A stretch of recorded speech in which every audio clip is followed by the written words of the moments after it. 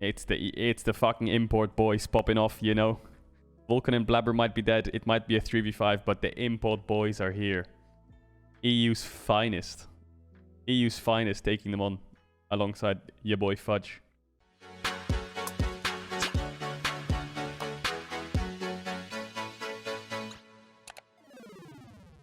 Is it worth even first picking Hecarim if Tristana's open? I mean, all you're doing is trading jungles, right? Why is it good to first pick Hecarim? I don't think so. I feel like first picking Tristana is better and then just taking the opposite jungle and then getting Rel as well. Could be better. Yeah, not bad. Not bad. I think TL draft is fine so far. I think Rel Kai'Sa fell off a little bit. Yeah, I don't know. I think Tristana is just monster broken, isn't it? It's weird though, because in the 5-game series with Rogue Mad, Tristana kind of fell off a lot. I think Alistar's really good here. Just Tristana Alistar bot if you need it into Kai'Sa, or you just keep the Tristana flex. So what do they ban out now? I guess you have to ban tops if you're TL, and if you're C9, you're banning probably mids. Or, I mean, you could ban out blind tops. That makes sense.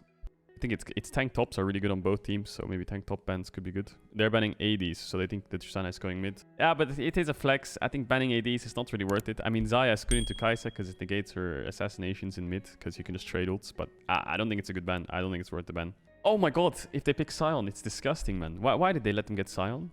Isn't Fudge like a Sion king? Why would you give it to him? Why don't you just ban Sion on it here? The Xayah Karma bans? Victor's good. TL comp's not bad. Not bad comp overall, I think. But I think that C9... I think they should have taken away Sion. I mean, Sylas is really good against Cho'Gath. Not for lane, obviously, but the ultimate is really broken. Victor ult on Sylas is good. Hecarim ult on Sylas is good. I just don't think they should have given them Sion with Narca Milben. It's too obvious. Just ban Sion if they want to play Karma top. I think they should not ban Xayah. The Xayah ban's useless. I think the Karma ban makes sense. I think it's just Karma Sion ban. Oh, Blabberson. Oh, they're lane swapping or what? Are they lane swapping? I think they're lane swapping, aren't they? I mean, Tristana lane swap's not bad, you know? Sion's gonna jungle. And Blabber's gonna take his top camps or what?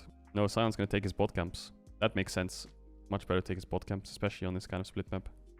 Is Alphari gonna face check? No, he doesn't face check. There's no way. It's a lane swap split map, but they're taking their bot side camp, so it's really, really smart actually. Really good stuff. They must have practiced in scrims. I think Tristana is the only AD carry you can really do this with though. I think you can do it with Jinx as well, kind of, but Tristana is way better because of the all-in. So now Sven can start W if he wants. Yeah, Alphari is probably dead, you know. Oh, he can start E actually if he's running away. Now he can start E. Go max damage. Yeah.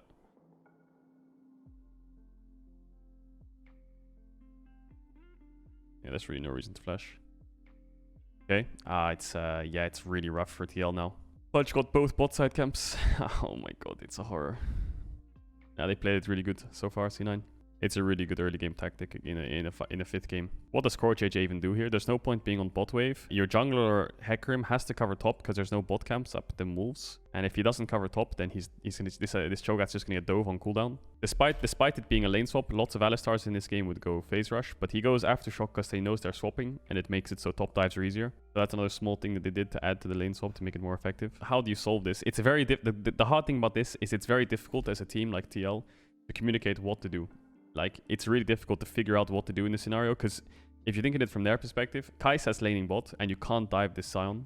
It's impossible, because Hecarim has no jungle camps to farm, and if you can't make the dive work, then it's just the biggest waste of time ever. You can't really cover top, because you're weaker 3v3, and your Rel is still level 1. And you can't really play around mid, because I think Perks is not really going to step up too far, you see. What I think the best thing for TL to do here is, the second they see this, heal in top, I think the best thing right now is Kai'Sa just fast pushes this wave and bases. And she runs top.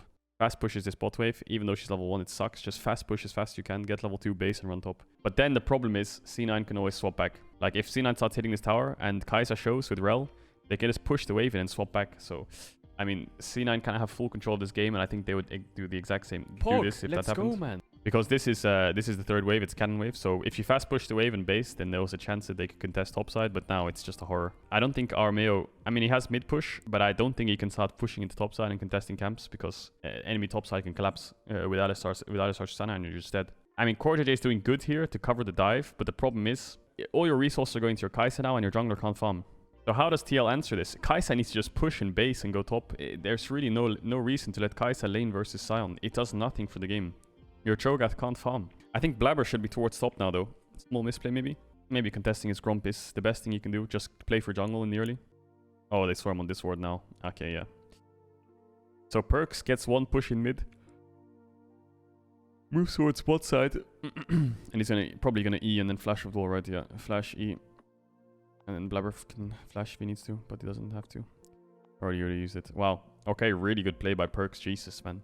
Hecarim is really out of the game because now Blabber can take his Raptor respawn. Oh my god, it's a horror. Now they can maybe get Victor's flash. Maybe they can kill him actually. No, I think they'll just get his flash here.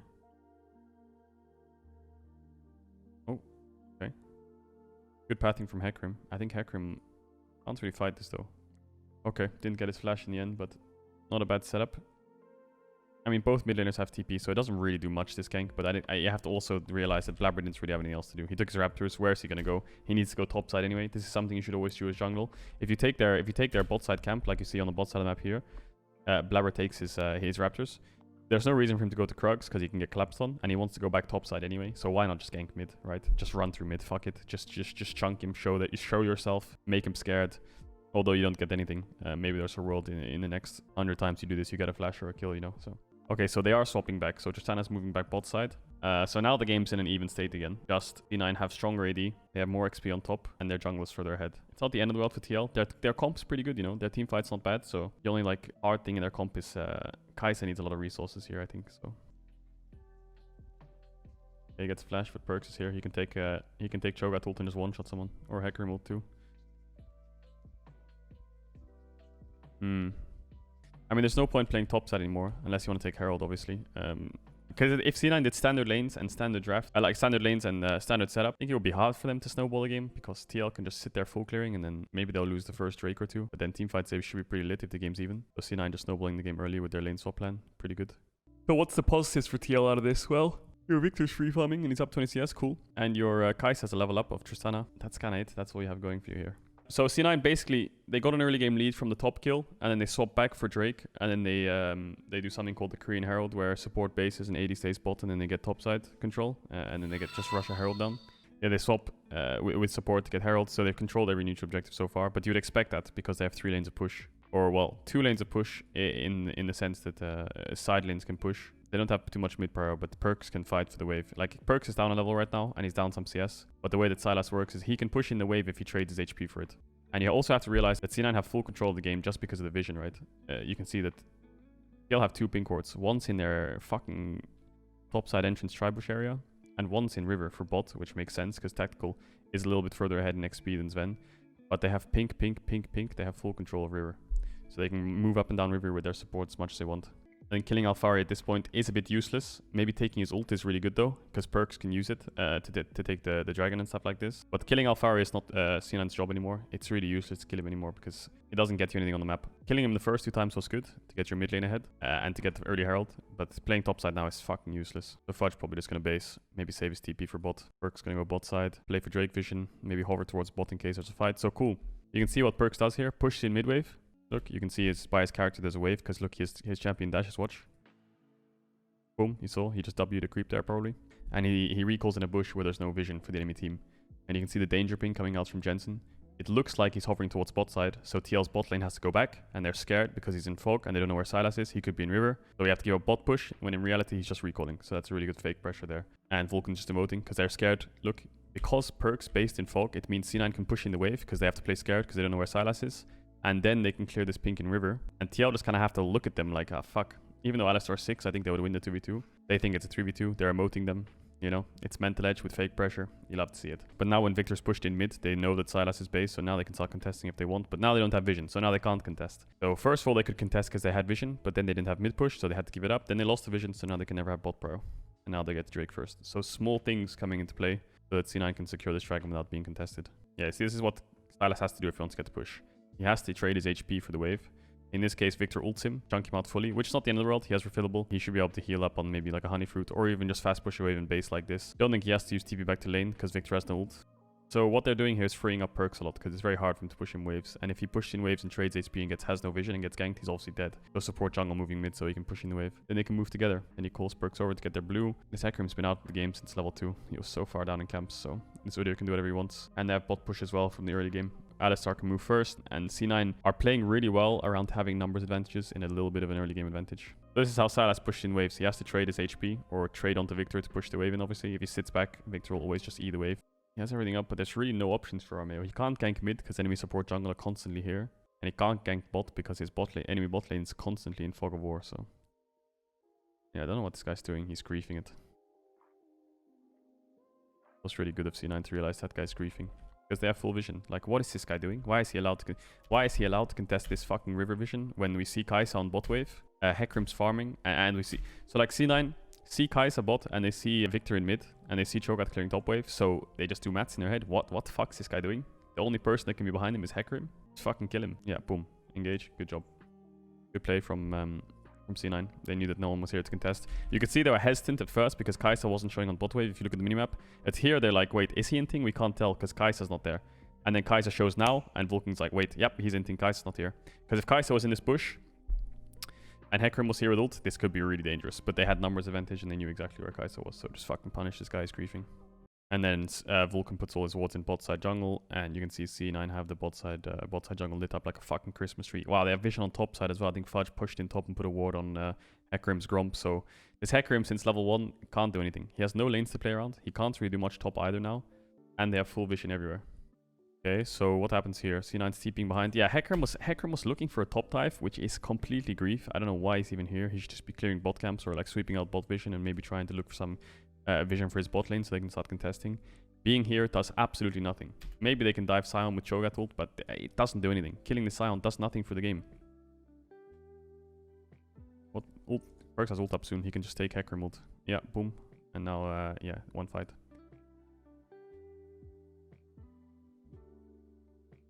Maybe they can get Victor's flash as well. No, they can't. Well, it's close. I think they're fine though. There's no lockdown CC that Perks has to be scared of. Rel doesn't have ult up.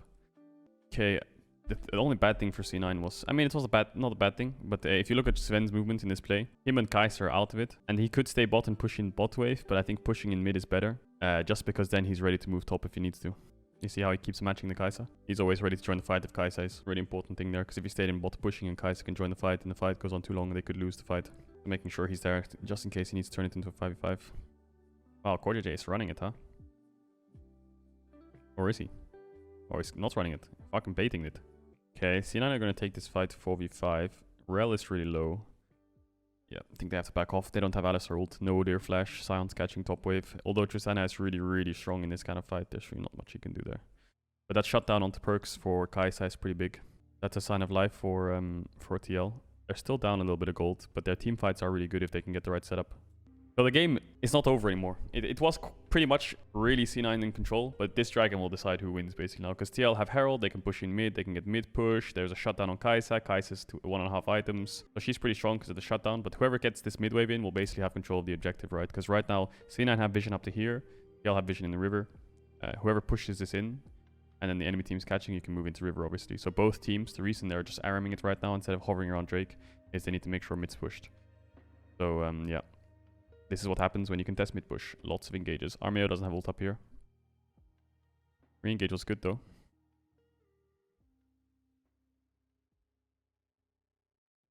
Oh, Perks. One shots with the Cho'Gath ult.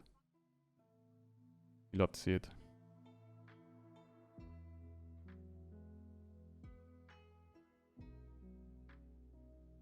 Oh, Sven played that so good, man.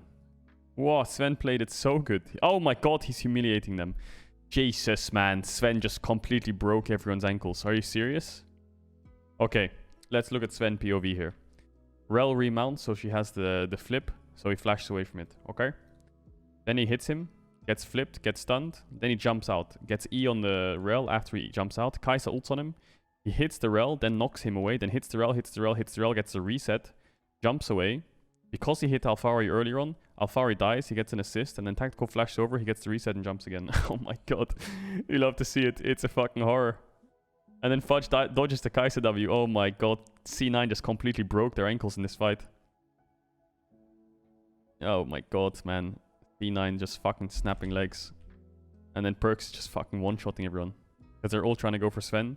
The Sion Q from Fudge was really good. And then let's watch Perks now. Perks gets an E onto Jensen. Q's Alphari gets him. W's Jensen. Yeah. Really, really fucking ankle gap there. You can say one team outplayed or one team misplayed, but I think that C9 just kind of outplayed them. I think that the engage from C9 was poor because there's no follow-up. So your front line goes in and just gets completely one-shot. So Blabber and Vulcan are dead. Okay? Blabber and Vulcan are dead. Armeo is over-chasing into Sven, so obviously he misplays. Perks has Cho'Gath ult. Cho'Gath ults him. Boom. Armeo's dead. Then it's a 3v4. But Jensen doesn't have Chaos Storm. Tactical is a bit split. And then I think TL might just have to back off here and push mid and then re-engage through mid. Instead they chase, which is what you would normally do in a fight. It gets really hectic in the comms. And the play from Core JJ was good. Flip into stun, into some kind of follow-up. And the tactical engage was good. But yeah, Sven out-kited, broke their ankles. Jensen gets hit by Sylas E. Sven gets a free reset. It kind of all fell apart for TL. Fudge dodges the Kai'Sa W. And then now Kai'Sa's dead as well. So it was really, yeah. Oh, Sven fucking breaking ankles. TP top from Jensen. He doesn't have ult though. Core JJ is collapsing. Vulcan has flash. The blast cone should get Sven out. Okay. Buffers the jump really well. Knocks them back. Vulcan gets the re-engage. Oh my god, man. C9 snapping ankles out here. The engage again from TL was good. The engage from TL was good, but oh my god, here it comes. It's a horror. Here comes the fucking hacker multed Sylas. Yeah. Oh my god, run for the hills. It's over. So the engage from Core JJ was good. The problem is Sven plays this again really well. He blast cones over, and as he's about to land, he buffers his jump look. You see?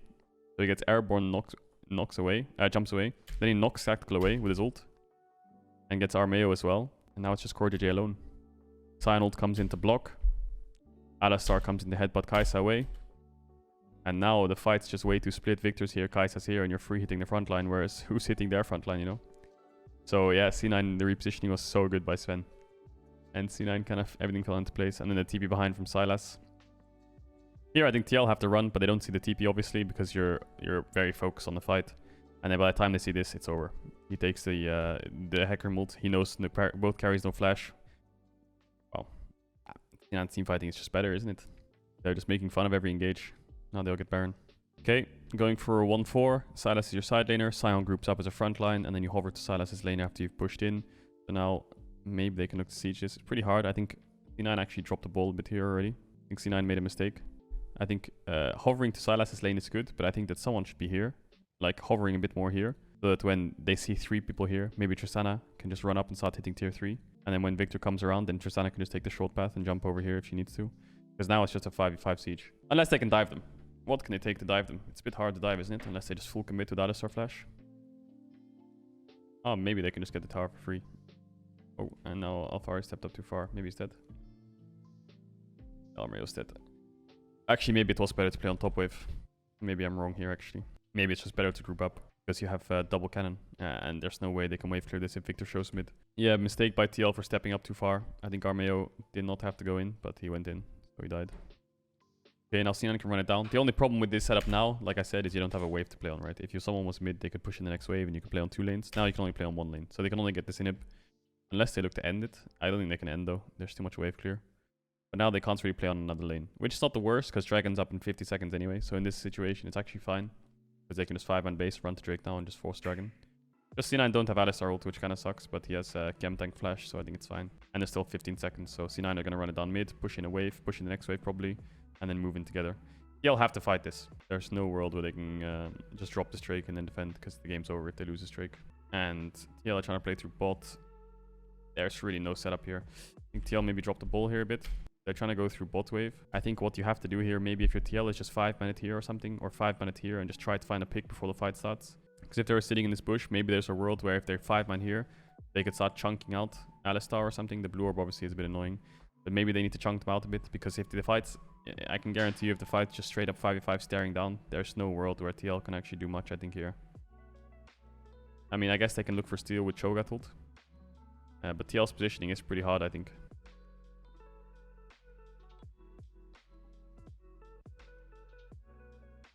Maybe they can seal it with Cho'Gath ult? No, he didn't get there in time. Yeah, now it's just GG. Alistar doesn't have ult, like I said, so him dying is not a surprise. If he had ult there, he'd be fine. Okay, so TL didn't even want to take the fight. I think if they wanted to take the fight, they had to chunk out Alistar before the fight started, and then maybe they'd have a chance.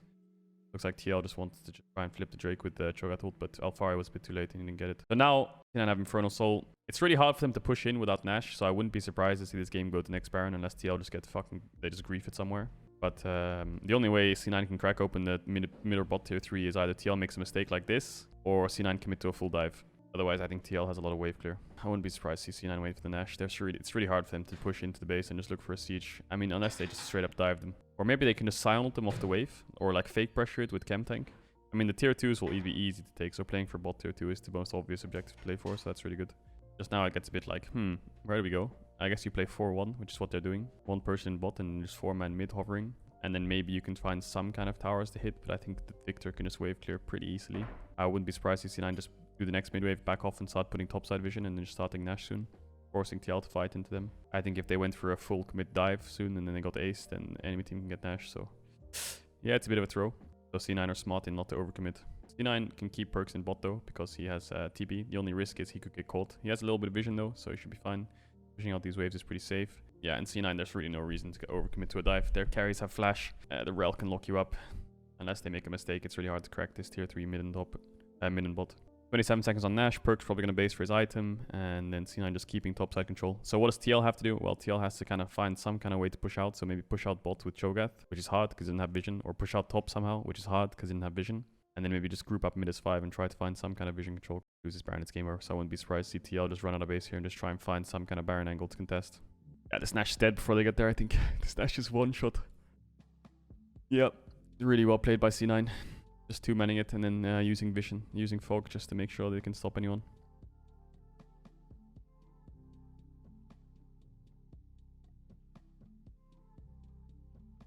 Yeah, here comes Tristana. Alright, it's GG. GG. Poggers. Sven broke their ankles in game, almost broke his ankles outside the game. Well, G2 won in an A at least. At least G2 won in an A. They didn't win in EU, but at least they won in an A. So they're still the best team in the West, I guess then. So what do you do if you're TL here? Well, the problem is, first of all, you don't know that they're lane swapping until now. Your top side jungle's gone. Enemy bot side jungle's gone. You have mid push. Yeah, I think the only thing you can do here is Kai'Sa fast pushes bot with Rel. Fast pushes both waves, bases and run stop. I think this is really the only way you can stop it. You're gonna lose a lot in jungle. It doesn't matter what you do. You've already lost. You've already lost jungle lead. There's no way Hecarim can get the same amount of CS as Odir or Camps. It's over. Blue and Grom's dead. Nothing's gonna stop that. Given the information that you had, I think Kai'Sa Rel just have to fast push 2 waves base and go top. I think that's really the only thing you can do. Otherwise, this happens. And then your Rel has to lane top. Your Kai'Sa's only against Sion. The whole map's just in a fucking weird state. The only push you have is on a Kai'Sa lane into a Sion. And then once you try to play to that side to get camps, you're just dead. So, yeah, that's what I'd say.